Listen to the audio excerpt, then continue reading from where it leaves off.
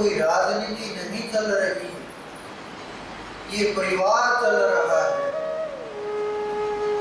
परिवार में जो जितना सक्षम, जो जिस तरह से अपना संपूर्ण दे सके, जहां भी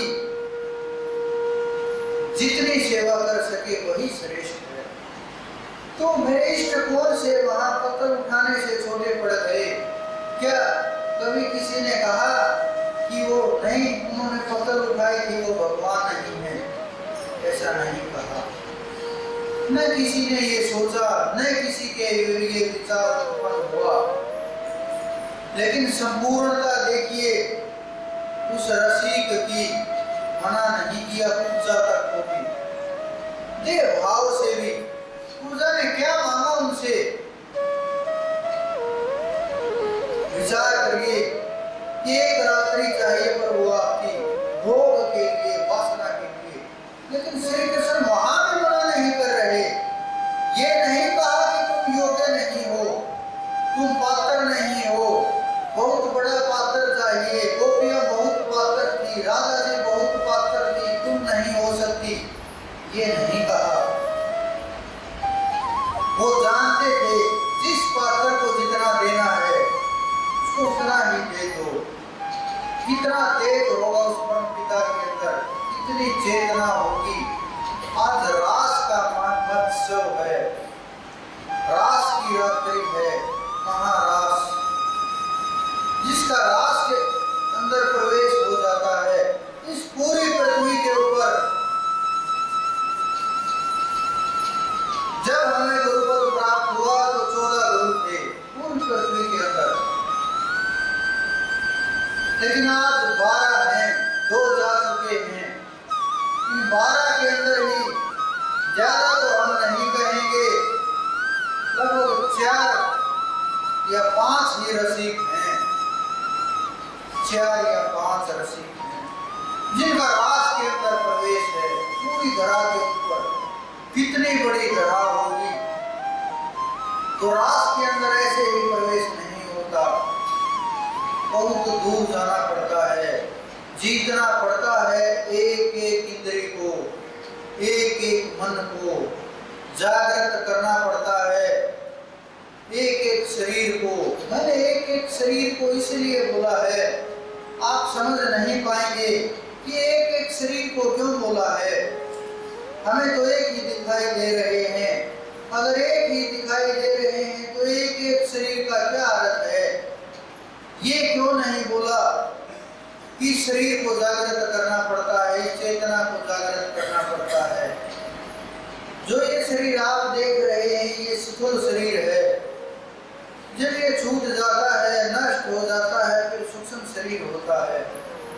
ये नहीं कि ये छूटा और आत्मा बाहर हो गई, नहीं, ऐसा संभव है।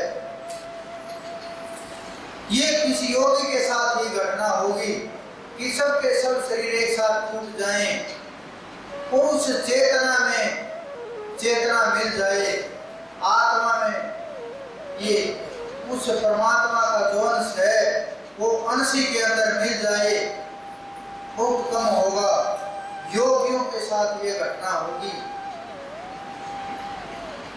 सूक्ष्म के बाद कारण शरीर है, उसके बाद ज्ञान देही, उसके बाद विज्ञान देही,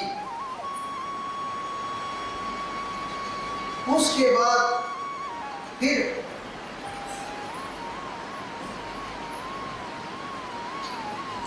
आत्मा अलग छटती है, बहुत दूर हो जाती है और फिर उस परम पिता से एकाकार होता है। तो उस ऊंची स्थिति तक पहुंचने के लिए, वहां जाने के लिए सबसे आवश्यकता उस ध्यान की है, उस परमात्मा के नाम की है, उस सुमरण की है जो हम भूल गए हैं, जो ऋषियों ने रीत चलाई थी, जो ले करके गए थे, जो ले करके गए हैं वहां। तो वो रीत हमें जितना ज्यादा हो सके ध्यान करना है, भजन करना है, एकाग्रता प्राप्त करनी है, और जो ये अहंकार उत्पन्न हो गया है इसे दूर करना है। पवित्र भाव से भजन करते हुए, ध्यान करते हुए, एकाग्रता करते हुए उस परम चेतना की प्राप्ति करनी है। लेकिन चाहिए जागृति, बिना जागृति के नहीं हो सकता। चाहिए विचारों के ऊपर पकड़, बिना विचारों के ऊपर पकड़ नहीं हो सकता। तो आप विचारों के ऊपर पकड़ बनाइए, फिर एकाकार करने की कोशिश कीजिए, फिर वहां पहुंचने की कोशिश कीजिए।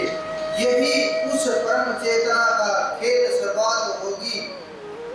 और वहां पहुंचने के लिए केवल ध्यान, प्रेम, जागृति, ज्ञान, योग, भक्ति, समर्पण भाव, इन चीजों की बहुत ज्यादा महत्व रहता है। तो आप जितना ऊपर उठते चले जाएंगे परमात्मा उतना ही नजदीक आता चला जाएगा। तो आप भजन करें, ध्यान करें और एकाग्रता बनाए रखें। जितने ज्यादा निर्विचार होंगे उतने ही उस परमात्मा के नजदीक होंगे। और जितने वासना के अंदर फंसेंगे उतनी ही स्थिति नीचे चली जाएगी। निष्कामी होते हुए हमें आगे बढ़ना है उस परम चेतना की ओर। तो आप ध्यान कीजिए, सुमरण कीजिए उस परम पिता परमात्मा से बार बार प्रार्थना कीजिए। जब आप उसे पुकारेंगे हृदय के साथ, केवल शब्द से नहीं, केवल मुख से नहीं, केवल राम राम कहने से राम नहीं प्राप्त होगा। जब हृदय से पुकार होगी तब उस परम चेतना की जागृति होगी। तो आप पुकारिए उस परम पिता को, उस अनंत को, और ध्यान कीजिए जितना ज्यादा कर सकते हैं। जितना ज्यादा ध्यान होगा उतनी ही विचारों के ऊपर पकड़ बनती चली जाएगी। और ये जो फैले हुए विचार हैं ये सब एकाग्र होते चले जाएंगे और प्रेम रूप का रस्सा बट जाएगा और उस परमात्मा तक ये डोर ले जाएगी। और जब उस परमात्मा तक पहुंचोगे तो सब कुछ पालोगे। जो जो भूल हुई है, जो जो गलतियां हुई हैं, प्रायश्चित करते हुए, आगे कदम बढ़ाते हुए उस परमात्मा की ओर बढ़ें और भजन करें। जब भी जागोगे तभी सवेरा हो जाएगा। जहां से भी कदम बढ़ाना शुरू करोगे वहीं से आगे कदम, रास्ता छोटा होता चला जाएगा। लेकिन बढ़ना तो होगा ही, पहुंचना तो होगा ही। आप सबके अंदर विराजमान उस परम पिता